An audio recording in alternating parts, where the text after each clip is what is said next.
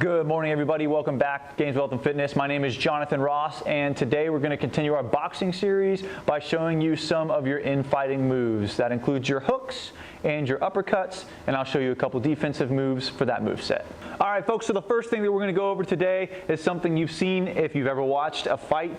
It's going to be your hooks. You're going to have a left hook and you're going to have a right hook. So you're going to power through those punches based on which hand you're using. Also, it's going to depend on which level you want to go, how you're going to throw that hook. So a hook looks exactly like this.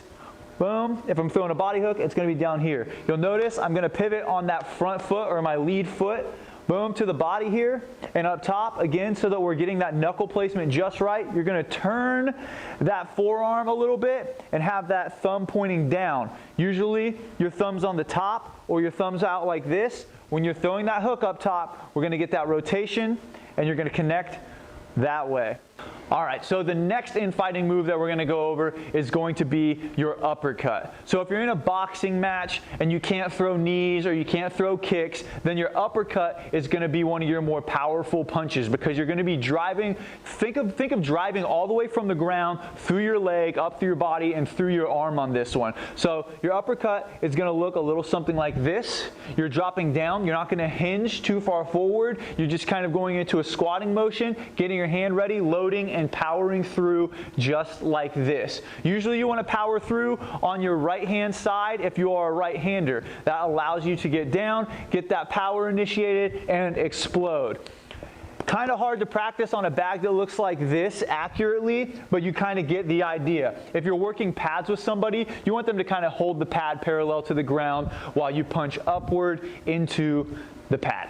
All right. So in conjunction with kind of those infighting offensive moves, I'll show you a couple defensive things. I may have briefly covered them previously, but just so that we have a total infighting package today, I'm going to go over those. So that's going to be things like the tilt move here, which I think I briefly covered, where you're throwing that elbow down to kind of block your side, to keep them from getting around to your kidneys, whether it's with a punch or whether it's with a kick. You know, you have this, you can kind of collapse in on yourself. If you're doing this, make sure you're covering up like we saw in the last video, and that you can see your opponent still. And then lastly, you want to get that high cover up here. So if they're going to throw that high hook, you want to know what to do with your arms and your hands. And you're going to use this whole area to defend yourself. So if somebody throws a high hook on you, you want to take this hand that'll have a glove on, and you're going to come up and cover yourself like this. Now the contact is being made right here on this meaty part of your arm. So you're going to suffer as little damage as one possibly can when taking a hit to the body in that area. But no matter what, taking damage here is going to be better than taking damage here. So remember, your highs and your lows, and to cover up that front while still being able to make eye contact with your opponent. All right, hopefully these things helped add to your catalog of moves that you've got stored up here to help you out in the ring or in the dojo. Once again, I'm Jonathan Ross at Gainesville Health and Fitness. Have a great day.